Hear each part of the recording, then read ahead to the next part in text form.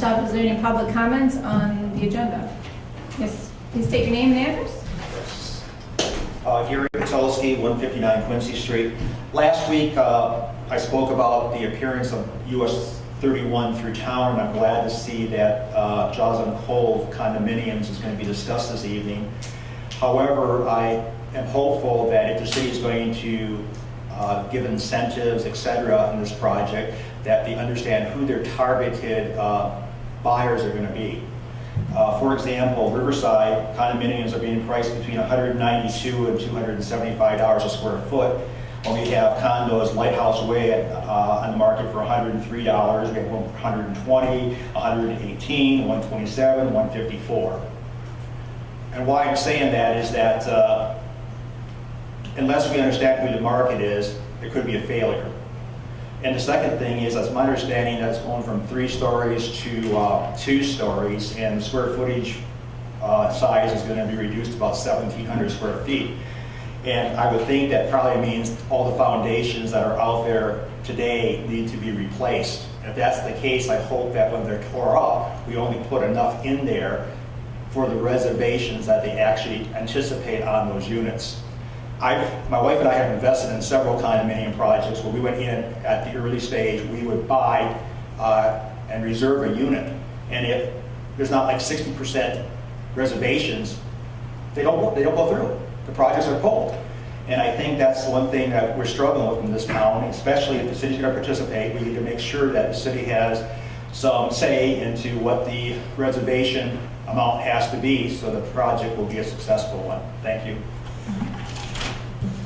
Anyone else would like to comment on tonight's agenda? Seeing none, we'll move on to the agenda. First up is a presentation on the motor pool fund given by our Finance Director Ed Bradford and DPW Director Jeff McCullough. Thank you, Mayor Kenny, Council. Tonight we're going to kind of walk through the motor pool fund, kind of give a little historical perspective, and then talk about how it's managed and what the fleet size is and things like that. So I think it'll be useful to lead to a common understanding among all council members and the public that's watching how the motor pool fund actually operates. So the first question is, what is a motor pool? A motor pool, from an accounting standpoint, is classified as an internal service fund, and that means that it's used to account for activities that provides goods and services to other departments or other funds in the city on a cost reimbursement basis. And that's very standard. Almost all motor pools are set up that way. So the motor pool, by ordinance, procures vehicles and equipment, and then receives rent payments from the general fund and water and sewer utilities. And you see that in the budget every year. It does not provide, at least in the case of our motor pool, for the repairs and maintenance. That's done through the different departmental budgets, primarily the public works. Brief history, the city received $551,000 when it sold the Dune subdivision. And then in August of 1990, City Council work session, they were discussing the use of those proceeds, what they wanted to do with them. And Council decided to set up a motor pool. So in October of 90, they introduced a motor pool ordinance, and that was adopted in November of 1990, and it's codified as Section 246 of the Code of Ordinances. I'm sure at the time that was created, there was a lot of competing uses for the funds, but at that time the council decided that the state of the fleet warranted setting up this sort of thing, and it served the city well for the last 25 years. The motor pool ordinance itself, these are just some excerpts from the ordinance. It says that it shall own and be responsible for the municipal fleet, and it should include all depreciable vehicles with a cost in excess of $5,000. The ordinance specifically excludes fire pumpers and major apparatus unless approved by council resolution. And council in my tenure here has made that exception twice. The first time was to make the last payment on the aerial lift, the ladder truck. That was done in an effort to try to give some millage relief, and so there was some money in the motor pool. They did not levy the millage that last year, and they made the payment out of the motor pool fund. And then council also approved the purchase of a fire pumper out of the motor pool, which by ordinance the future had been, unless again council approved that. The intent of the motor pool is to establish a perpetual fund, revolving fund, to be able to replace equipment as necessary over time. That's how we manage how the motor pool functions. And then any rules, regulations, and policies can be promulgated by the city council or city manager as long as they're not inconsistent with the ordinance. Jeff's going to talk about the fleet itself. So we've got a very diverse fleet that we maintain and operate. It includes about 60 different pieces of equipment and vehicles. The primary departments are the police, fire, EMS, and then the public works. It includes about 17 pickup trucks spread amongst those departments, 10 plow trucks, 9 mowers, 3 police cars, 3 loaders, 2 ambulances, 2 escapes or just general vehicles, 2 utility service vehicles, an expedition, a street sweeper, we've got a skid steer, an articulated tractor, a backhoe, the Vector and Rodder, our cold patch trailer, the beach cleaner, our brush chipper, the aerial lift, the pumper, the fire pumper, and then there's some miscellaneous other pumps, generators, and trailers that are all part of that fleet. We included just a few pictures of the fleet. This is one of the newest purchases, which is actually a mini loader. This is the wood chipper and one of the trucks that's affixed with a box that holds the chippers, and then our aerial lift on it. This is one of the newest pumps that we purchased last year. In fact, that pump we purchased for about $42,000. It was decided to bring that out of the motor pool fund. The last 3 pump station projects that we have utilized that on, we've saved from contractor savings in excess of $50,000. So that's already paid for itself, and it's being used right now underneath Maple Street Bridge. And then we've got a couple of our trucks. That's one of the utility service vehicles. The police department has one, and then our parks department uses one also.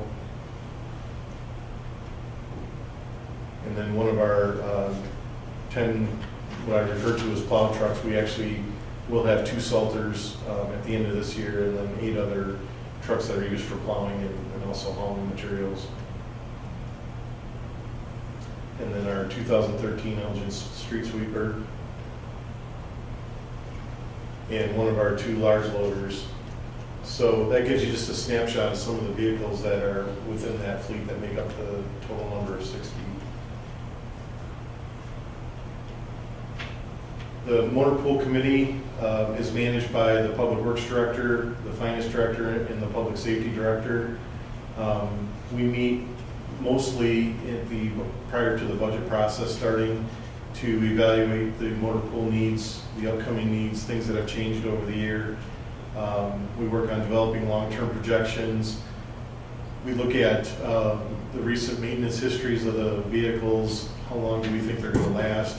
At what point do we think that the replacement is necessary? And then we try to work to balance all those needs out with the financial side of it, which I will talk about in a little bit, on making sure that we can keep that fund sustainable. And then we develop the annual budget that gets submitted to council and gets presented in the manager's proposed budget. We try to look out at least 10 years for the entire fleet. A lot of the bigger equipment has much longer lifespans than 10 years, but we're trying to project out the needs in the financial analysis in kind of a capital improvement fund, if you will. We're using the service life, we're using the replacement costs. I think the next slide's got a little snapshot of a chart that we use, but we chart it year to year. As we gain more information out from our vendors, we try to incorporate that.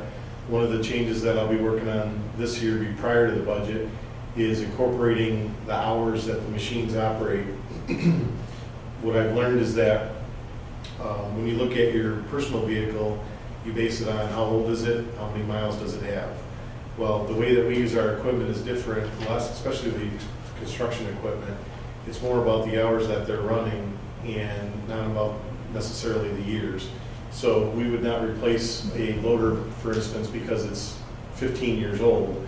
We would use a combination of the age how much it's costing to replace it, but then also how many hours that it's been running. And so that all goes into the equation when we start analyzing the upcoming budget requests. The goal is to preserve adequate funding and, funding balance in that fund so that it's perpetual. And the reason why we do the 10-year projections is so that we can look for fluctuations, because a lot of that equipment is big ticket items. They're anywhere from $25,000 to $400,000 purchases. So the fund needs to be able to absorb those and spread the costs out over time. And then this is just a small portion of, I think Ed loves spreadsheets, but we maintain a pretty extensive spreadsheet and database, and we update this throughout the year, but really look at it hard and look at the projections prior to the budget process. I'm going to talk a little bit about motor pool finances. I think I mentioned it was established with the sale of the subdivision. The fund itself was drawn down by over $400,000 within the first 5 years, and you'll see that on a chart coming up in a little bit. And the reason for that was the city did not have a good way to maintain its fleet of equipment. At the time that was established, the fleet was very old and in really, really rough shape, as I understand it. I wasn't around when that was the case, but from people I've talked to that were, that's what they tell us, and so that's why that was drawn down so much early on. It was built back up to about $460,000 over the next 10 years, and in 2015, at the end of that fiscal year, we had $526,000 in cash reserves, which is the highest since the inception of the motor pool fund. 2016 and 2017 fiscal year anticipate modest drawdowns. You can see that on the chart here. There was a pretty steep decline here in the early years, and it built back up. Then we had a bubble of purchases that came through, including an unbudgeted unbudgeted beach cleaner purchase that council approved mid-year. But then that built back up slowly and surely. And as I mentioned, $526,000 as of the end of fiscal year 2015. So I think there's a couple takeaways on this slide. One is the motor pool ending fund balance truly does absorb fluctuations, and it's used that way to balance the needs of the fleet, because not everything needs to be replaced consistently at the same time. Or we have a breakdown, or we had a situation where we purchased an ambulance that was unbudgeted because it was a good deal, and we made some adjustments mid-year. So there's a lot of variables and moving things in this, but I think the takeaway from this slide is we've done a fairly good job of keeping this to be a perpetual fund, even throughout all those fluctuations.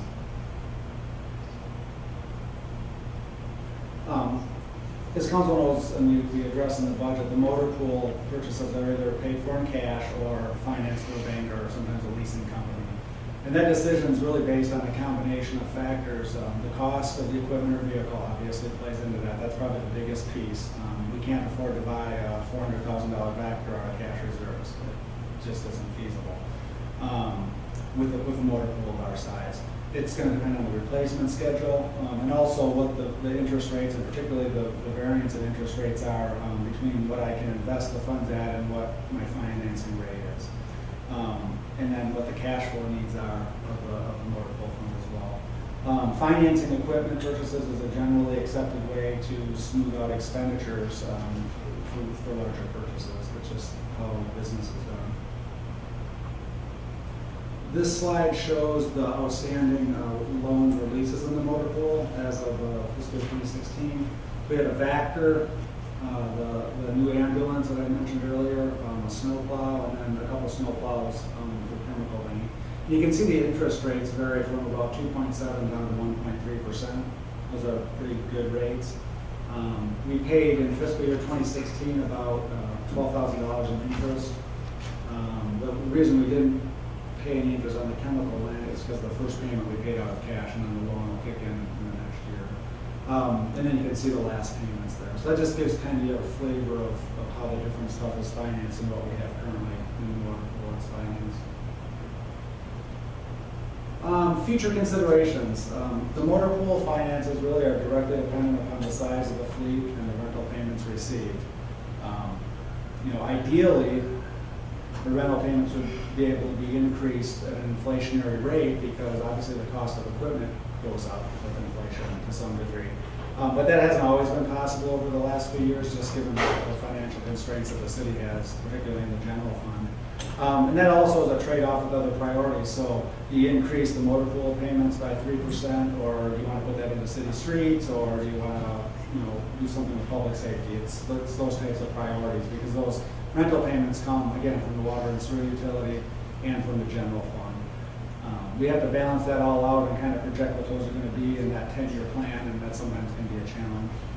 It's also, I think, worth noting that when we go through the budget process at the staff level, there's a lot of discussion about if you increase the individual departments' payments into the motor pool, that takes away from our ability to put money towards repair and maintenance. And so, we're constantly trying to find that balance, because all of our maintenance costs come out of the operating budgets, which is the same pool of money that the payments into the motor pool come from. So keeping that fleet in good shape helps to reduce that. So it's a constant balance for us. Significant savings to be achieved in the motor pool, there's really only a couple of ways that you can do that, and that's either downsizing the fleet or somehow stretching out the lifespan of the fleet.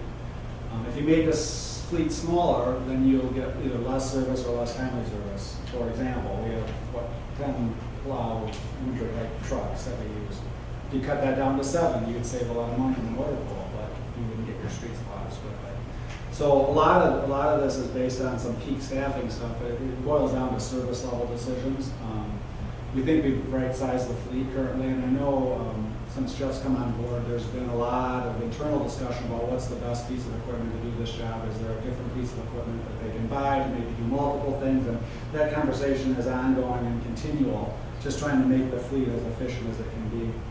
The longer lifespan, if you stretch that out, generally means over time more maintenance expense and also more downtime. I think you had an example about something like that we're talking about earlier. Well, we have the loader that we've got approved in the current budget. We've stretched that out past the years that the vendors recommend that we replace that equipment, and we've well exceeded the hours. And so last year we had 2 repairs that totaled almost $30,000 just to that piece of equipment alone. So we are trying, mechanics are trying to put more energy, more time into preventative maintenance techniques. We're starting to get every piece of equipment on a regular schedule. We had lots of discussion on the record keeping, and so we're really trying to put more efforts up front to try to make that stuff last longer. The 3 plow trucks that we've replaced this year, or will be replacing 2 this year, and the one we replaced last year, those trucks were 22, 23 years old. And I'll tell you, they take a severe beating during the winter time. And the recommended lifespan on those trucks is 16 years. So we're trying to stretch it when we can. At some point, you can't stretch it any further. And as I mentioned, the composition of the fleet and what types of equipment are constantly being evaluated and looked at, and to see what's better and what works better. And I think you've seen that in some of the newer plow truck purchases with maybe a little bit different equipment setup, and the mini loader is a lot more versatile for some of the stuff that the public works needs to do. We added $6,000 worth of equipment onto the salt trucks that we bought each. And just with the one that we've switched over, last year we saved $25,000 to $30,000 worth of salt, because we've got new technologies. We can control the salt. We're putting it on smarter. We're putting it on better. And the guys appreciate the new equipment, and they're also using those techniques, knowing that money rolls back in and probably pays another block this year. So the other thing that's not on here, at some point, maybe not in the near term, but in the intermediate term and certainly in the long term, given the priorities that we made right now, that aerial fire truck is going to have to either be replaced if that's the decision that's council made. It may be that there's another solution out there when that time comes, but that's a type of purchase that would not come out of the motor pool, because it just it was a millage the last time, and I would assume they would not dramatically in price. So if that does need to be replaced, that'll have to be a consideration down the road. Any questions? I do. Motor pool fund. How long can we continually borrow out of it to buy equipment before we, is there a point when we can't borrow it anymore, like with the gas and oil fund? You get to a I'm not point sure where- I follow you back when you mean borrow. You mean using? We're using, yeah, I'm sorry, wrong term. We're using that money to make payments on equipment that we buy. Well, and that's why I showed you, I mean, we don't really have that much out. It's simply a trade-off between what do you want to keep in there for fund balance. We don't have enough cash. This fund isn't big enough to buy those big pieces of equipment strictly in cash. And the reason I put this out there is to demonstrate that we're really not paying that much out in interest. Do we obligate funds? Absolutely. Are there payments in the motor pool obligated because we've taken out some loans? Yes, but that's just standard operating. If council says we don't want any borrowing or any financing activity to happen out of the motor pool, we want to pay for everything in cash, and we've got to dramatically either scale back our fleet or dramatically increase our payments in order to make that work. And that's why we look at the 10-year plan, is to try to balance those needs and make sure we're not getting too constrained, but that we're replacing the equipment. And it's difficult to make that all match up, but we do the best job we can given the resources. Correct me if I'm wrong, too, you look at a 25-year graph on where we had some peaks and valleys in it, but we've been able to maintain that fund pretty effectively since its inception in 1990, correct? Well, I mean, I think that speaks for itself. There's been ups and downs, and Right. the fleet composition has changed, and the size has changed, and over time, this has accomplished what I think was set out in the ordinance. That doesn't mean there won't be challenges ahead. Sure. It doesn't mean that this won't evolve over time more. But I think generally the way it's been managed, which is how it's been done since day one, is a combination of cash purchases and financing, depending on the circumstances, seems to work. There was a period, I believe it was 2003 through 2006, where we replaced all 4 of our primary plow trucks. Those are $180,000 a piece. So you've got over $750,000 in expense over a 4-year period. So we know we've got 10 of those vehicles. We're trying to spread those out.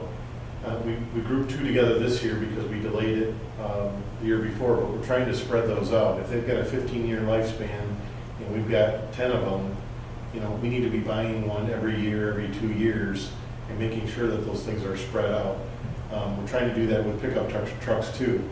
If you've got a 10, 12-year lifespan on a pickup truck, or even say 17, if you could stretch it to 17, you have to buy a new pickup truck every year to spread those costs out, because we've got 17 of them that we use. So those projections I think are very vital.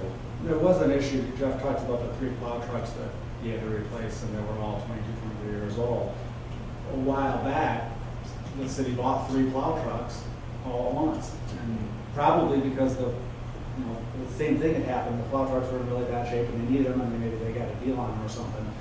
But when you're not spreading that out, they all wear out at roughly the same time, and you've got to deal with that. So we're trying to, again, match those up and kind of smooth that as best we can with the resources available. It just seemed like to me that for $459,000 really isn't a lot of money when I look at what's down the road. We're looking at police cars, which as you mentioned, the fire truck. We're looking at, I'm sure we're going to be upgrading ambulances and stuff. I mean, that stuff don't last forever. Right, and that's why they're constantly looking for grants, whether it's through the Revenue Sharing Board or through FEMA. The reality on the police cars is we pretty much finance those roughly the same. It's like a perpetual lease almost on the police cars, not quite, because sometimes we'll keep them an extra year, but that's just an ongoing recurring expense. And whether we pay $120,000 in 1 year and don't have any payments for the next 3, or we spread it out over 4 years and incur a little bit of interest but smooth the cash flow, is just a balancing act depending on what other equipment needs to be purchased. So it's the same way with the VACTOR. That's pretty much a recurring payment every year is how that works. So I guess it's just a philosophical approach on how the motor pool should be So managed. in your opinion, that looking forward, I'm not asking for the carpet stone, just looking forward, your best judgment, the way we're going, where we have enough money here. We can continue to go into the future. I think we're going to draw this fund balance down some in the next several years because of the age of the equipment and what needs to be purchased, and we'll look at ways to manage that. But I think we will adjust the budget to make sure that this can continue. I mean, if that means that we've got to lose a plow truck because we can't afford to do it, then maybe we lose a plow truck or So something. you're talking about adjusting the budget, you're talking about the general fund. Well, or the motor pool, or both. I mean, it's I mean, it's the a water mix. pool fund is, it comes out of the. Right. And so, you know, if we can raise the rental rates to help make the motor pool more sustainable, but that's gonna be balanced against competing priorities in both water and sewer and the general fund. You know, we try to make it all work to the best of the ability, given the pool of limited resources. I don't mean to nag out, we have a difference in philosophy. Yeah, We talked about this before. I think a good example is when the fire department purchased the last ambulance, the whole concept of that was it was going to create a new revenue stream for the city. So the fire department added, was it $30,000? $35,000 a year in new payments into the motor pool fund to justify that ambulance purchase, and some of that new revenue that was generated went towards that. So, you know, we're always looking for ways to increase what's going into that fund as well. Knowing that we need to maintain a certain level for our taxpayers. That's what I'm concerned about, is making sure in my mind that we maintain that level, that when we need that snowplow truck, we're able to get that without cutting services. Right. Well, I think if you're saying, can we sit here today and guarantee that the level of service and the fleet size moving forward 12, 13 years from now is going to continue? I can't guarantee that. No, I said that. But I think generally, you know, we evaluate it, we look at it, we try to plan as best we can, and we make adjustments as we go along. Would we like to have $750,000 in here? Sure. Or $1 million? Absolutely. It would make it a lot easier, but we don't. And we probably won't. So we make do with what we have. I just asked a side question, Jeff. Jeff, when I did the police vehicles and fire, I always did oil analysis on the cars. Not only was it time, miles, but also the engine oil, which was very helpful in determining whether we replaced it or what the transmission oil looked like. Those reports you get back are really inexpensive, like $28. And they tell you a lot of information. Do we do any of that on our vehicles? I'll have to check with the mechanics to see if we do. That really told us a lot about where that engine was. Mm-hmm. They can almost tell you how long it's going to live. Mhm. It's pretty. I share some of Councilman Zelinski's concerns about the financing of vehicles. If I'm not misinterpreting our most recent budget, 61% of the expenditures from the motor pool this year were for debt service, for vehicles that we've already purchased, not just the interest, but the principal in payment on those vehicles. I've also asked questions about our various departments, public safety, in the garage, the parks. Are they charged an appropriate amount to maintain and purchase new vehicles? And I'm told, no, they're not, because that would take more money out of the general fund. If we operate on a cost reimbursement basis with our departments, we should be collecting enough revenue to maintain the fleet without drawing down the fund balance. I mean, the balance is certainly there to smooth the cycles and to take care of situations that weren't anticipated. But these fluctuations are pretty severe. What's an acceptable debt service out of this fund? 70%, 80%? I think that question is directly related to what level of service council wants to provide with its motor pool fleet. It's just that simple. It boils down to that. And I think one thing I want to clarify is this chart shows that we've been able to keep this with fluctuations moving forward. And I think the balance between payments from the water and sewer utility and the general fund in total is pretty close. And we can refine those numbers and maybe tweak them a little bit one way or another. And that's kind of the level that I look at it on. You know, should the DPW be paying a little less and the fire department a little more than what they are? Maybe we can make those adjustments, but in general, the general fund and the water and sewer fund are paying approximately enough, given the track record that we've had to maintain this. But we do need to increase them because costs are continuing to go up, and we do see, looking out a few years, that we're probably going to draw this down, just given the age of the fleet, the composition, and those were purchased in the past. And again, we try to adjust that to smooth that out a little bit. But I think, when you look at at the various departments that we have and the cost of providing services. When it's not reflected as a true cost, we don't really know what that service is costing us up front. And there may well be some situations in the future based on budgetary constraints where some of the services have to be evaluated as to whether or not we can afford them going forward. As I look at the projections on the budget, we show a significant drawdown in the fund balance and increases in expenses that are going to have to be dealt with. But something's going to have to give somewhere because we certainly don't have revenue growing at as fast a rate as we have expenses growing.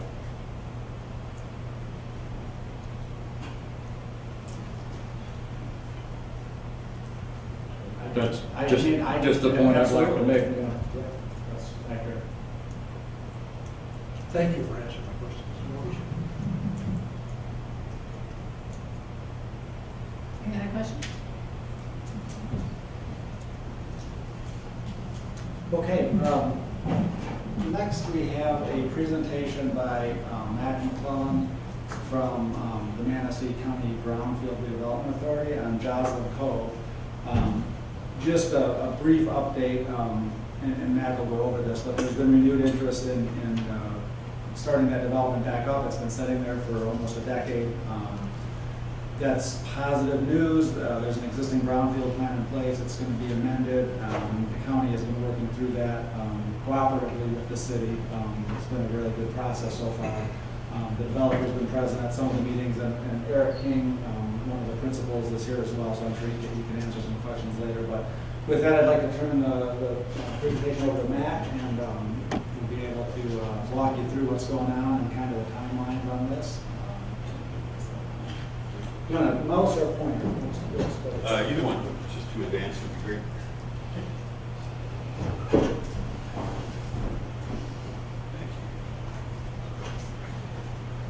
Good evening. Again, I'm Mac McClelland. I'm with Motwell Mobby Consulting Engineers out of Traverse City, and as the Brownfield Consultant for the Manistee County Brownfield Authority. So representing the county authority as well as working with the city and the county to look at this amended brownfield plan. So just want to kind of run through a little bit about the project and kind of where we're at and where we've been. Talk a little bit about Brownfield TIF. I know you all are kind of familiar with it, but I'll just run through a couple of unique aspects about this project. Brownfield eligible activities. This amended brownfield plan coming to you, a development and reimbursement agreement, which will be part of an agreement between the developer, between the Brownfield authorities capturing taxes and reimbursing costs, and also with the city as an expense on the project for the Arthur Street and/or Joslyn Cove pump station that's been included, and talk a little bit about the schedule as well. Kind of as Ed mentioned, there's a new development team that would like to start up the Joslyn Cove project there. A lot of eligible activities, brownfield eligible activities have already been conducted, and there's a few additional eligible activities that may be conducted as part of the project as well, including some city expenses.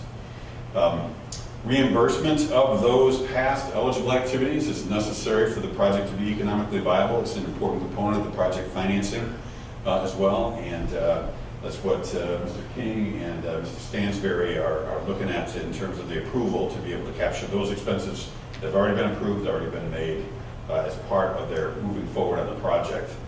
In order to do that, we needed to come and amend the brownfield plan to provide for that change in scopes and timing and additional eligible activities. The original plan limited the tax capture period, so we need to come back to you as well as the county and the Brownfield Authority to amend that plan to change that as well. And again, a new development and reimbursement agreement will be necessary between the new developers, the city, and the Brownfield Authority. So just a quick piece on the Brownfield Plan approval. It does require the approval of an amended plan by the Manistee County Brownfield Authority and the County Board with the concurrence of the City of Manistee.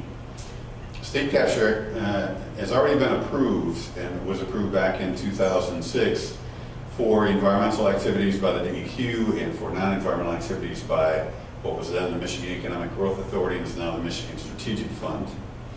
The development agreement, again, must be approved by the Brownfield Authority, the City Council, and the developer. as well. And that's being presented, it was presented tonight at the Brownfield Authority meeting. They did approve the amended Brownfield plan and the reimbursement agreement in its draft forms, and is being presented to you tonight in a study session, I believe, for consideration on the 19th. Please interject any questions that you may have if you like during the time. As you all know, the site was the original 111 and 113 Arthur Street, the former site of the Joslin, A.D. Joslin manufacturing facility and Moonlight Motel. The project, again, comprises those eligible boundaries and was about 25% complete when it was stopped in 2008. Again, there was a brownfield plan, an Act 3D1 work plan for state tax capture, and a single business tax credit that was approved back in 2006. Those eligible activities were conducted and reviewed and approved by the Manistee County Brownfield Authority. They amounted to $130,299.25 for environmental activities and a little over $1.1 million for non-environmental eligible activities. We have painful detail about each of those costs if you'd like to take a look at it. There was a previous reimbursement based on the reimbursement agreement that was happening there of about $217,000, and but that was stopped after the past developer, past owner stopped paying taxes. That was a default on the reimbursement agreement, and so those reimbursements were stopped. So that's an available balance now from those approved eligible expenses that were incurred back in 2006 of about $918,000. And again, the project was about 25% built out, those stopped at that time, as many projects were in 2008 and 2009. The original project, original brownfield plan anticipated a 7-year payback on the project, so from 2006 or 7 on to 2014. The development and reimbursement agreement, again, limited that capture period as well. And as I mentioned, the non-payment of taxes by the previous entity was a condition of default, so no obligation to reimburse those costs. One remaining member out of that group, Warren Stansberry, and his partner Eric King, who's here to answer any questions if you like, wish to continue the project and start the project back up again. And they need the agreement for the reimbursement of those last eligible activities, of those previous eligible activities to be viable. Some additional eligible activities may be proposed. There still is a sidewalk to be completed, a gazebo on behalf of the developer, along with potentially some dredging on the project. And also, as we discussed early in the discussions with the city, there's a need to upgrade either the Arthur Street or Joslin Cove pump station upgrades. So we've added those in, changed the budget to add those costs in as eligible activities for reimbursement. So again, members of the Brownfield Plan and Development Reimbursement Agreements are necessary. The reason that this is continuing with the Manistee County Brownfield Authority, I know there's been a couple of projects that were with the authority that did not move forward, River Park and Manistee Ironworks, I believe, if I'm not mistaken, that those brownfield plans were terminated and brought back to the city for those redevelopments because no activities have happened on those projects. In this particular case, we've already had state approval for state tax capture with and the Michigan business tax credit in place. If we terminated that brownfield plan, a new brownfield plan would also require new state approvals. And because those eligible activities have already been incurred, we wouldn't be able to get the approvals from the state now for those. So that's one of the reasons that we're continuing in this mode for this particular project of the County Brownfield Authority continue to work cooperatively with the city to move this project forward. And again, the MBT and SBT credits are no longer available. The project partners are attempting to be able to access those that were approved and are working with the state on that. That really is between the developers and the state for that. It's kind of some unique features about this particular brownfield project as opposed to others. Many have projects they start out, they are all approved, they have eligible activities and move on and to completion. We're facing that a little bit with the River Park project as well. But in this case, the eligible activities have already been expended and approved, and some have been reimbursed as well. Taking over a stalled project, again, you're experiencing that with the River Park project, but also some important inclusion opportunities for requirements for completion on this project that we can include within the development agreement to have some milestones for completion, and I'll talk a little bit more about that momentarily. Requirement for public access to the property as well, And then there's a change in the product. Essentially, these are going from 3-story condominiums down to 2-story condominiums, smaller, more affordable product that the developers believe will be more appropriate in the marketplace and have a better opportunity. I'll just kind of quickly go through this, but for a little review, brownfield tax increment financing is really based on the increased taxes resulting from additional new development on eligible property. It has to be eligible property, and it's used only to reimburse approved eligible activities. It's not a tax abatement. The taxpayer, the property owner, pays the same amount of taxes. In this case, school taxes, if they're approved by the state, can be captured along with local taxes as well. Those taxes are only captured on the eligible property. It's not like a DDA where there's a broader boundary. It's only that eligible property where those taxes are captured. It may include adjacent parcels, but they have to be contiguous or adjacent to the property. And the tax capture is limited only to the amount spent on approved eligible activities. It's not a 30-year plan where determinations are made about the public improvements to be made like in a DDA. It's got to be approved up front and limited to those activities as well.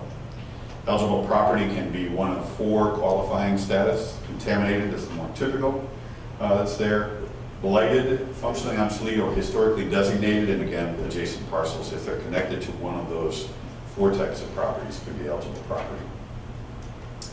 A Part 201 facility, contaminated site, means that there's levels of contamination above MDQ criteria for any number of 240 elements in soil and/or groundwater. In this case, some environmental assessments conducted back in 2004 and 2006 identified contamination above DEQ criteria for soil and/or groundwater, depending on the site. For the eligible activities, there's kind of 2 categories: environmental eligible activities. The first I kind of call investigation. That's before you buy the property, you find out what's there, you write a baseline environmental assessment, file that with the state that says we looked, we found, and we're not responsible for it, the contamination that's there. The protection part of that is, even though you're exempt from environmental liability, you're responsible to make sure that you protect from exposure, you prevent exposure and worsening of that contamination. You can't let people come in contact with it if it's above direct contact criteria, for example, and you can't pick it up and put it someplace else. It's not contaminated. There's also additional response activities, typically other larger activities like groundwater removal, remediation activities as well. So those are the environmental activities. There's also non-environmental activities, which include lead and asbestos abatement and demolition. And for the city of Manistee, because you're a core community qualified local government unit, site preparation and infrastructure are also included, which is very important, very large components and opportunities for brownfield projects as well. In this case, there are the 2 environmental activities, or there are the 2 components, MDQ environmental activities. We're not suggesting any changes within the environmental activities. Most all of those has been completed and expensed. The budget stays the same on that. There was a little bit of a difference in what the DEQ approved, from $174,000 proposed in the brownfield plan to what the DEQ approved. So that's the number that we're working with. Again, we've already approved $130,000 or so, with leaving a balance of about $30,000 if there are some environmental issues that need to be taken. One example may be for dredge materials that may have levels of metals above to be able to put it on upland disposal. Might have to go to a landfill, so that might be an example of an environmental eligible activity that might be continued. For the non-environmental activities, again, we had an existing budget. We're suggesting some budget adjustments in that case. Originally, lead and asbestos wasn't broken out. There was some lead and asbestos. The demolition actually occurred prior to the approval of the brownfield plan and the Act 3D1 work plan, so we couldn't approve that as an eligible expenditure. So there's some dollars available in that line item. There's also some dollars that weren't spent in site preparation, and the increase in that is infrastructure primarily related to the Arthur Street Joslin Cove pump station improvements or upgrades that may be necessary, along with the work plan development costs to move through this process as well to improve these. So there's been approval of about $1 million in eligible expenses so far. The total maximum amount is about $1,450,000. So that leaves about $450,000 of eligible activities. The $150,000 dedicated to the city pump stations are part of that $400,000. This is a little bit of a history of what has happened with the captured taxes and revenues over that time. Brownfield plan was approved, expenses were made, and the taxes were captured, but the brownfield capture stopped in 2010. As you can see, the taxable value declined pretty precipitously for the projects as well.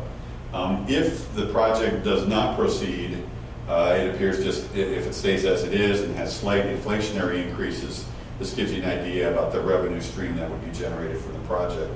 The idea here, as with all brownfield projects, is that without these incentives, the development may not move forward, cannot move forward. You take a little bit of those dollars that are generated, the new dollars that are generated, allocate towards those to make the project economically feasible, and then after those eligible activities are paid off, the local units all benefit, all the taxing jurisdictions benefit from the additional revenue derived from the project. So it's kind of an attempt at a graphic representation about that the new project will occur. Those eligible activities will take approximately 10 years or so to pay off. There's also an opportunity to capture some for local segregation fund dollars. And then after that time period, all of those dollars accrue to the taxing jurisdictions. It's a little bit of representation about the relative contribution, both in terms of the tax capture and the revenues. Obviously, the city is a large component to that, as well as the state. We did get some comments to spend a little bit on a fast track. I'll throw Eric under the bus for that. They really want to get moving quickly, so we try to be as responsive as we can. So it's been a little bit of a rolling piece. Ed and the group have been real helpful in terms of providing those comments. We did get some comments back on the amended brownfield plan, including some corrections that were my mistake, some clarifications need to happen, typos, things of that nature. It did want to make certain the original brownfield plan included just the Joslyn Cove, but wanted to provide the flexibility, the Arthur Street, to want to provide flexibility to either do or both upgrades on those pump stations, depending on the engineering assessments that may occur, and also for local site mediation funds to be generated to be directed towards the city of Manistee. The development and reimbursement agreement. Any questions on the brownfield plan? Kind of how that goes before we move on to that second component, which is kind of the contract arrangement. Great. I know I'm kind of talking fast, but I want to keep rolling here anyway. So, the development and reimbursement agreement really describes the fiscal and operational responsibilities between the parties. Basically, what this says is the developer does what they said they're going to do, and they provide documentation. The Brownfield Authority will capture the dollars that are available and reimburse the developer and the city in this case for their expenses. If there is no generation of taxes, if the project doesn't proceed, the Brownfield Authority is under no obligation to pay the taxes. It's important for the city to make certain that there's progress there to provide the revenue stream for the pump station. That's why some of those incentives are in place, and from everything that we've seen, there's a really strong incentive to get moving on the project and make some significant investments right away. So we believe that there will be at least adequate revenues even in the first phase to pay for the city's expenses. The city is in a first position to be able to be paid for those pump station expenses spread out over a period of 4 years there. So it's in a pretty good position to collect any of the revenues that are generated by the project first to have those paid off. A couple of key considerations in there provides for the allocations between the city and the developer. In that case, making sure that everything is all set and done, that the developer has to pay the property taxes on the property, and Eric has assured there is still some outstanding delinquent property taxes for a year or two, that once we move through this process and all the approvals are done, hopefully by next Tuesday, that those taxes will be paid up. It is a condition of our final approval and executing the development reimbursement agreement. Again, it has to be approved by the Brownfield Authority developer and you all in that case. So that 17-page document basically contains only that, with a lot of other language for indemnity and insurance requirements and other protections, primarily for the Brownfield Authority and the city. In this particular case, it provides the reimbursement for those expenses, the balance of those expenses that have already been incurred, and allows for some additional eligible activity expenses by the developer, including the gazebo and public space, the sidewalk, and potentially some dredging as well. includes the Arthur Street, I didn't update this, the Arthur Street or Johnson Cove pump station upgrades and a budget estimate of 150. Again, if those costs are increased, there's eligible, we have $450,000 of balance in there that's unallocated that could cover those costs as well. And again, the pump station reimbursement is in the first position, capturing 1/4 of the cost of that over a 4-year period. There also were included some timeline requirements that are important. That's really that the developers have to initiate the redevelopment within 2 months. From what we've heard, I think it'll be about 2 days when they'll start after all the approvals are in place, and include the public improvements on that within 12 months. But they have to complete the project within 3 years. Their plan is to be in 2 years, to be in and out of the project in 2 years, but provided that extra year for unforeseen circumstances. And if they don't complete it within 3 years, that eligible activity obligation at $913,000 will be reduced by 4% per month for every month after they don't complete. So a little bit of an incentive there. Get the comments again on the development and reimbursement agreement, a couple of corrections there. Again, clarifies that the pump station upgrades that included that the city found that they determined that they wanted actually as the VQ that is stimulating that investment. Again, for either the Arthur Street or Johnson Cove, it decreased the pump station payout to 4 years. I originally included 5 years. It does note we need to have easements for the gazebo or any public improvements in order to qualify as public infrastructure. They're fairly simple, and basically what they say is you provide an easement to the city, and the developer is responsible for all the development, operating, and maintenance costs. So it's a pretty straightforward document, but still will need to be developed. And it also explicitly requires, this is implicit, but explicitly requires that the developer be responsible for the maintenance for the gazebo and the sidewalk as well. We did introduce the project to the Brownfield Authority on June 23rd, and to you all tonight. The Brownfield Authority again did approve the documents, the Brownfield plan and the development agreement. This evening there's a public hearing scheduled for Tuesday morning, the 19th at 10 o'clock at the county board meeting, and scheduled for your consideration on Tuesday the 19th. Happy to answer any questions. You spoke about school taxes. Yes. Capture of school taxes. With the recent brownfield that we've done in the city, the state reimburses the school for the tax loss. Is it going to be the same condition? Absolutely correct. Yeah, it's probably more appropriate to say state taxes, but the schools are held harmless because they do reimburse the difference between school taxes that are obligated and the state foundation grants. So the schools continue to receive their same dollars. Yes, it's an important point. The reimbursement, the $918,000 that you were showing on here, is that for work that has already been done, or is that for activities that are yet to be done that are eligible under the original agreement? That is work that has been completed, reviewed, and approved by the Brownfield Authority. So those are activities that have already been completed. And that reimbursement was stopped because of this lack of payment of taxes and default? Correct. Which is a condition of the reimbursement and of the development agreement. Okay, you also indicate an easement for the public access and gazebo, Yes. but that won't be completed at this time. When will that be completed? Yeah, the development agreement wouldn't go into place until the easement is signed and developed.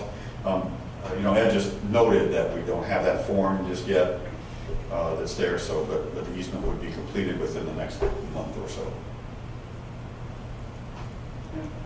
If I might just add a couple things. So the draft development agreement that we're working on, and we haven't gotten city attorney's comments back on that yet. So on the timeline up there, I think definitely the amended brownfield plan will be on the agenda for the 19th. The development agreement, depending on timing with attorney comments, may not be until that first weekend or first meeting in August. But in any event, the development agreement as drafted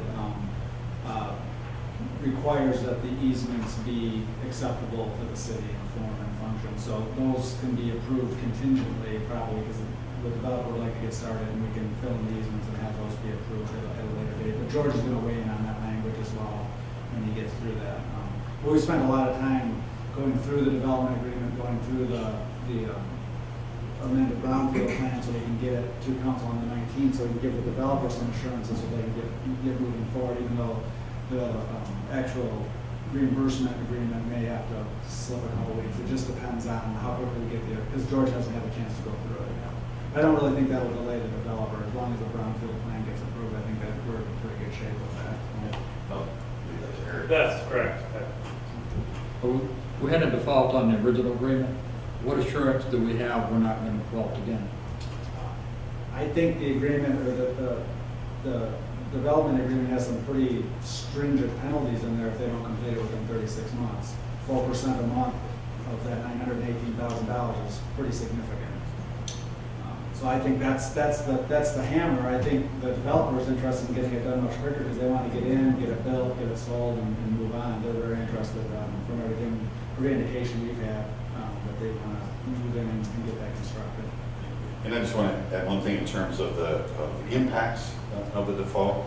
Certainly the city is going to be looking at investing some dollars in that, but they're not going to be investing the dollars until they see the development which is occurring, that's imminent in that location, and will be able to gauge when they initiate those activities based on that development. So the risk is relatively small. If they default, then they won't get their $918,000. We'll need to make certain and work carefully on what projected tax revenues will be in order to make certain that the city has its costs covered. But almost all the risk is on the developer in that case. We're not required per the draft development agreement to build the pump station until the thing is built out. Because they're not going to sell them out immediately and have all that effluent, and really give us some time to both budget for and to work through the design and stuff, those things. So there's very little risk to the city. So I stopped over today to the county building and picked up some information from your office. And it kind of says two things. So what I picked up is really not the way it is right now. There's new language being drafted. I picked up a amended brownfield plan, 2016, and I also picked up a development reimbursement agreement. You know, when Mr. Smith talked about what reassurance do we have, one of the ways that they can get out of that is by filing bankruptcy, according to what I read here. That could leave us hanging out, the way I read it, but I don't understand it all. I just what I read. Also about the pump station, in one place I read that, and you corrected that by saying it's not 5 years, it's 4 years. Yes. Payout. One place it says we'll reimburse the city. Another place says we're going to build it, or we're going to do it, and finance it.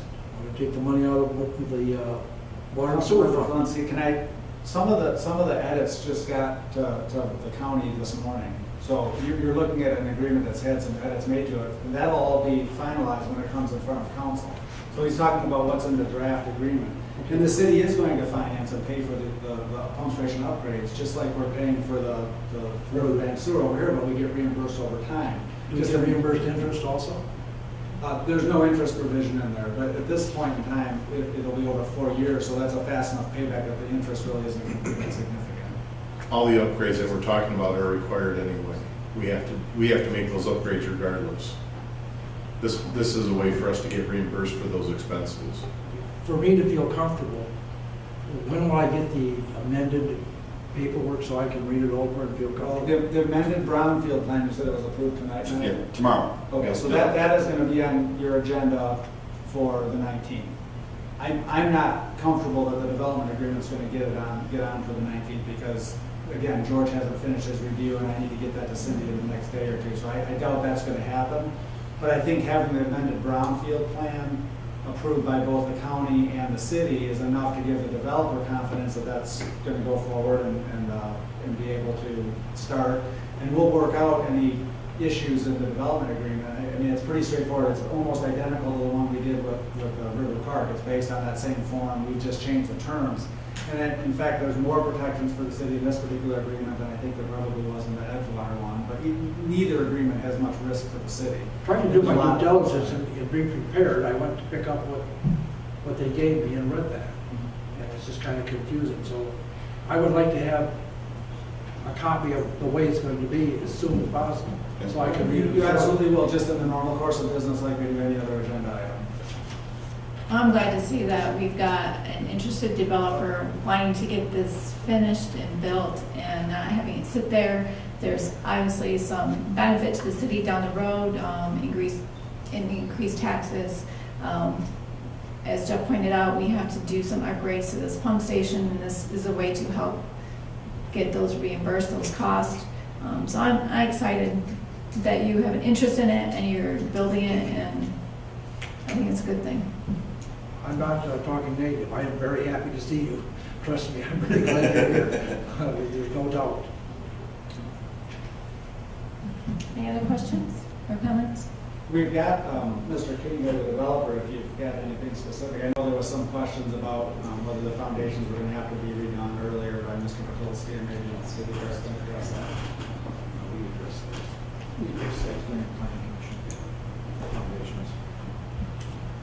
Does anybody have any questions? With our Edgewater project that we did, financing is being handled through a local bank and such. How are things being handled with this development continuing on? Because if I understand the way we're talking about this, one of the things to jumpstart it is to go ahead and reimburse almost $1 million in expenses that have already been incurred. Then, as Councilman Zelinski points out, then someone could turn around and say, if you filed bankruptcy, you got your $900,000. Councilmember Smith, that'll be over time. Okay. You have to pay the taxes Okay. before you can get reimbursed. So they're not going to, the county's not going to write them a check for $900,000 as soon as they. Because so that reimbursement's not upfront for work that's been done, but that's going to continue A 7-year period, I the believe. scope of the period. Okay. And I get what you're asking. Everybody wants a guarantee, and I just can't give it to you. Let's say we go back to 2008 and the economy tanks. We will then make a decision on what we're going to do to this project. I mean, it's that simple. No different than what anybody here in this courtroom would do the same thing. We don't see that. We don't see that coming in the next 5 to 8 years with the economy. And so we feel like this market today, as it stands, is a strong enough market to start on this development, finish it, and move on to our other projects. And so that's what we're basing all of our facts on.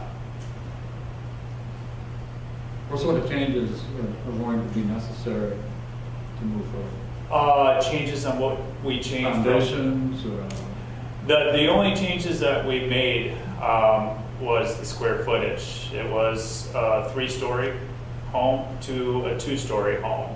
It was, I believe, 2,500 or 2,800, 2,750, that's what it was. 2,750 prior, back in 2006, 2008.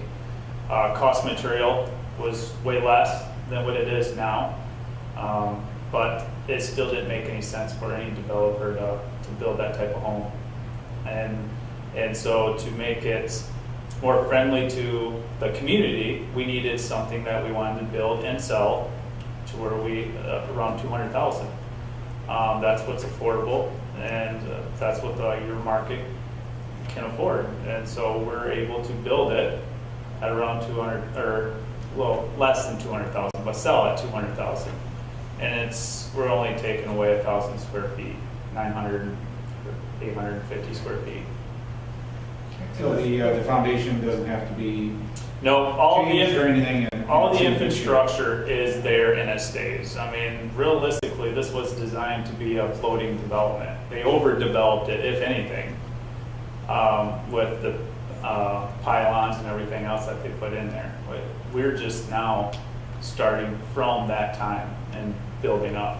I know I asked this question during the planning commission Yes. when it came forward a couple months back, but just for record, utilities, water and sewer, everything is set, there's nothing else to do? No, there's nothing else to do. Our step and where we move forward is framing.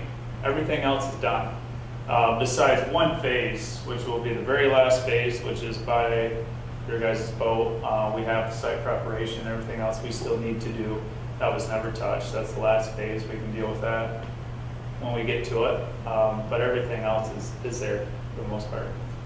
How far does your property go over into the blacktop area where The barbecue shop, yeah, how, is it 10 feet, 100 feet? Ed, you wanna It's like half answer the that? half the parking lot, isn't it? Yeah, that's gonna be an issue. We recognize it.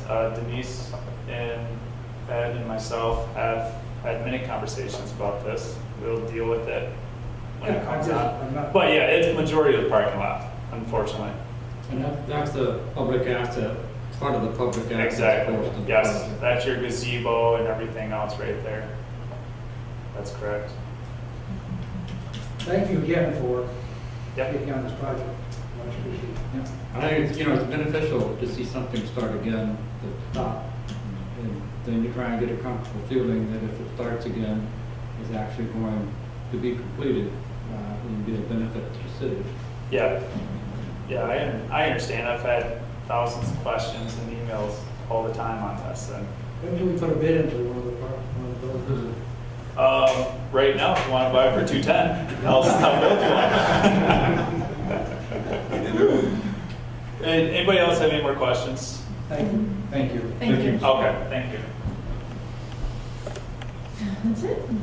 Any other comments? Just one quick thing, I'm sorry I forgot to pass up, just for reference, I have the slides, copy of the slides. That I'll give to you. You can use those. Nothing else? Guess we're adjourned.